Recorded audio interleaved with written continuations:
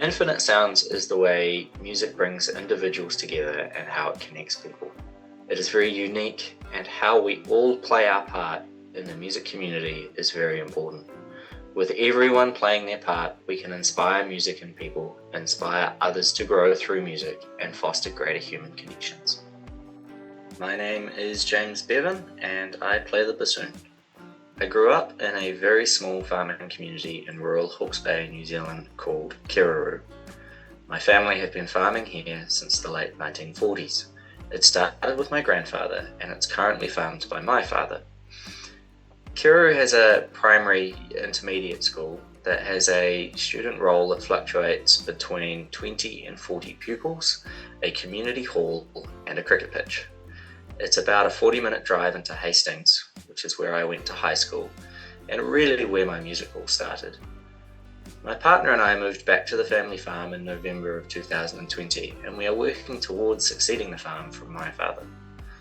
I currently work on the farm and have a small hay contracting business working for the other farmers in our district.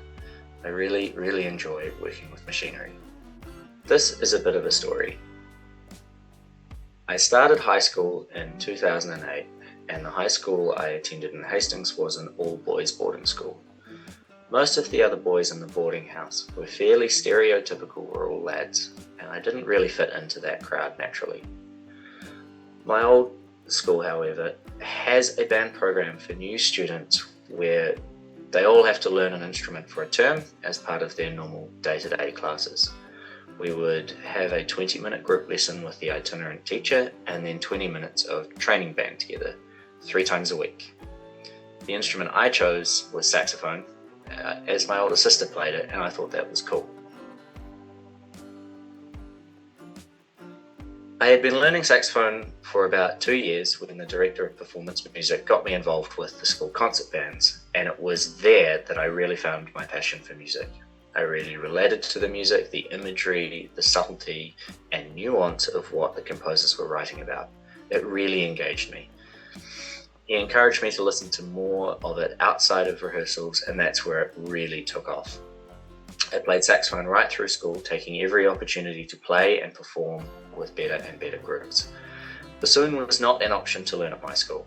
This is not uncommon in regional New Zealand due to the number of teachers and the lack of funding support for expensive instruments. When I finished high school and left Hastings, I went to the University of Otago to begin studying science. I found the local community concert band and played saxophone with them.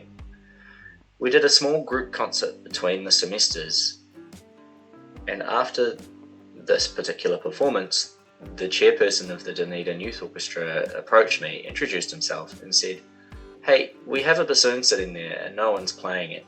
Would you be interested in learning it to play with us for next year?" I immediately jumped at it. I was so excited. I was going to get to play one of the coolest, quirkiest instruments in existence. So I picked up the bassoon, got it home and opened the case. That was when reality sunk in. How do you put it together? Where can I get a read? Who are the teachers?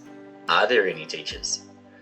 The short version of what followed was I found the Music and the Bassoon website online, and between that, some very generous people offering support and guidance, and the very odd proper lesson when I could afford them, I started to learn bassoon. Most of it was self-driven work and using online etudes and exercises. I think there are 2 parts to think about when looking at my inspiration for becoming a teacher and performer.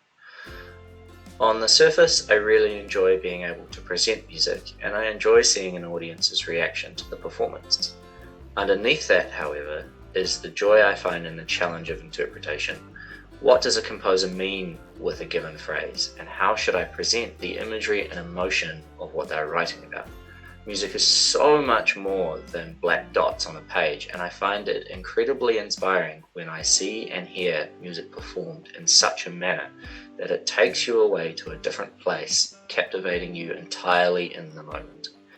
Remembering moments like these inspire me to perform, to be a better performer, and inspires me to help other people, both listeners and players, to try and think about music in a way so that they too may find those moments. Currently, I am not formally or regularly teaching music, and this is for a couple of reasons. Firstly, I have never sat any grades or qualifications on any of my instruments, and my tertiary studies were in science and business, so I've never felt particularly comfortable with the idea of somebody learning from me. Secondly, my current focus in music is on performing and my co-conductorship. However, while I don't have any regular students, I have given the odd lesson here and there. And for me, the most rewarding parts are those light bulb moments when something technically or musically challenging finally just clicks and the student lights up and gets really excited about what they've just accomplished. Then seeing them build upon that, reflect on more of the emotional sides of a piece, and craft a meaningful performance is very special. People engage with music differently and uniquely.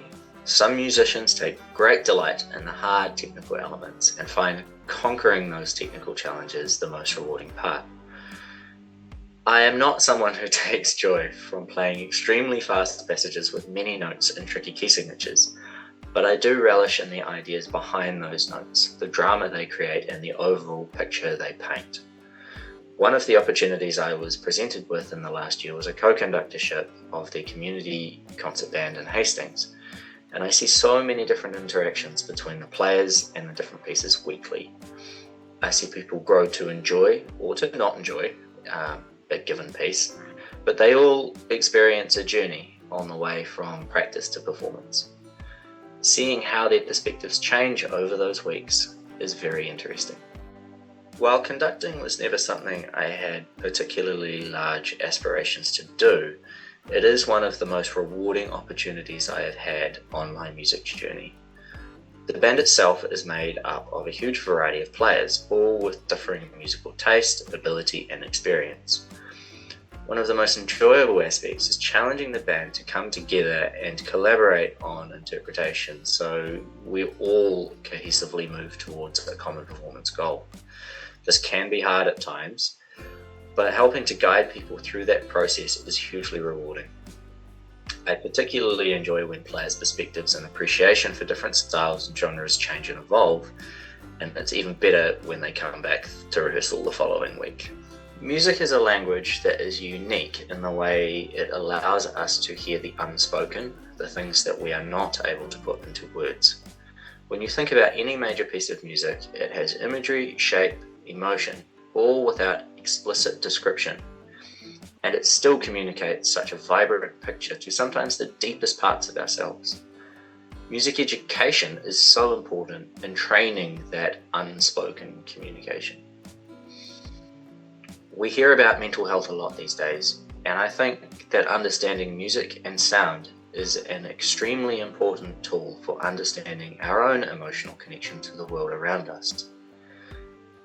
Music has the unique ability to speak to everyone and can bring people closer together and become more connected. On my music journey, I have learned that I sometimes, quite frequently, really struggle with imposter syndrome. Being a predominantly self-taught bassoonist, when I have played in some of the bigger orchestras around that semi-professional level, on second bassoon I've sat next to some very experienced full-time professional players, and there's a little voice that pops up and goes, "You shouldn't be here. You haven't been down the right path." When I stand up in front of the band on a Thursday night, sometimes that voice pops up and says, "You shouldn't be here. You haven't done the right steps." But as I've continued on my journey and traveled down this path, I've come to realize that my role as a performer and a figure in the music community is still extremely important, and that you don't have to be a professional player or a professional music teacher to really make a difference. Community music provides a space for all ages, backgrounds, and abilities to come together and connect. making sure that I'm aware of as many opportunities that are out there for all the musicians that I know is extremely important in order to foster good music and community spirit. You don't have to be a professional musician to tell the young kid on saxophone that he should maybe try some jazz, because you can see that he's obviously bored of playing classical. It might be the thing that means that he doesn't quit. Or pointing the quiet student onto the next challenge, a scholarship or a workshop week, might mean that they go on to be a professional player or a music teacher or a group director and make a difference in other people's lives later on.